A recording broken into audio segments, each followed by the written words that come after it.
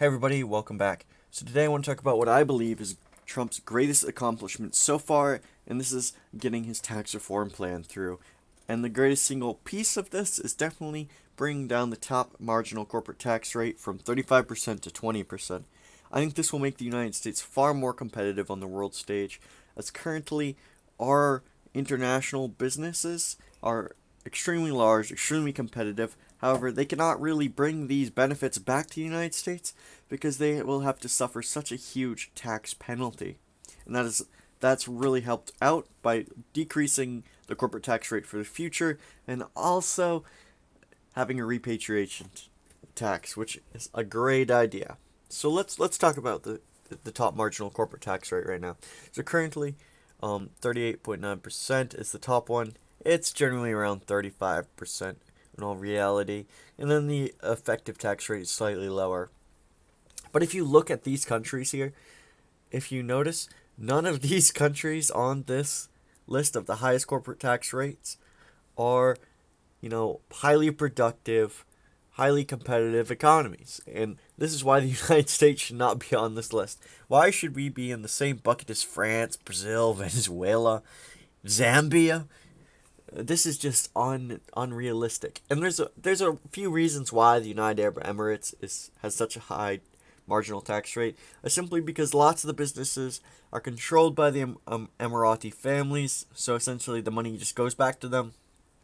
And what private businesses are in there are large U.S., British, Dutch oil companies, which they're just essentially using this to, bring their share of the profits to them. However, there's so much money to be earned in the United Arab Emirates that it's actually worth doing business there. But let's keep going. So in the United States, why we have this top corporate tax rate makes no sense to me. And having a corporate tax rate to me doesn't make sense at all because it really disincentivizes the biggest driver of our economy, and this is investment spending. When you tax corporate profit, then you're going to have a massive reduction in corporate spending. That's the truth. So what they're going to do is they're actually going to avoid paying this tax and simply go to other countries that are tax havens. So let's look at this list. With the top, hold on. With the, without, there are countries with, they're going to flee to countries where they don't have to pay taxes. And these are tax havens, famous ones, the Cayman Islands, the Bahamas, Palau, Nauru. All these little countries are simply incentivizing corporations to go to their countries and store all this excess cash they have. So instead of spending this cash on, building factories and employing employees and building products or improving their products, all they're doing is storing them in rather large cash hoards outside of the United States and Europe. I mean, there's some islands, of course, off the coast of Europe. These are crown colonies where they also use them as tax havens. But the big ones is definitely the Cayman Islands, where a lot of money is stored. A lot of rich people in the United States and all from around the world are storing money in the Cayman Islands.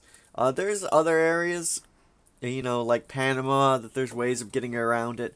But if you want to just store lots and lots of cash, the Cayman Islands is the place to do it, as it has no corporate tax rate. So that the Cayman Islands, there's no really room for investment there outside of tourism. So if I assumed that if there was a large country on this list, that country would be doing very well right now, economically speaking. But let's go back up to countries with low marginal tax rates. So like Ireland, for example, has an extreme GDP per capita, extremely wealthy right now, extremely high GDP per capita. And this has a lot to do with its low corporate tax rate. Essentially, it's drawing a lot of investment from all over Europe, from high tax countries, France, the Scandinavians, and they're spending all this money in Ireland. And this is what we should follow. Ireland became really wealthy due to this lower corporate tax rate. There's a few other reasons, but you need something to incentivize investment in an industrial society, and having a lower corporate tax rate really helps. So why does the US have the 38.9% tax rate? I don't know. I think it's solely because the Democrats just simply envy success, and they envy big corporations for being successful. They envy the fact that they provide product that other people want and people pay for it.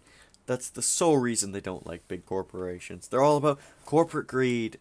Well, it's not. It's simply not. If you look at it, a lot of large companies are actually not owned by a singular owner, and actually, they're actually owned by you, the taxpayer, because a lot of people have 401ks, retirement plans, and a lot of these retirement plans are simply just stocks. And these stocks are generally in these large major corporations, ExxonMobil, JP Morgan.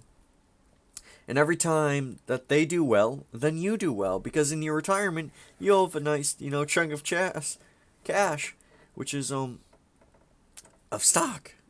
So if stocks do well, then a lot of people are going to do well because of their 401ks and their other retirement plans. So that is a, not intentional consequence of what corporations do if they're successful.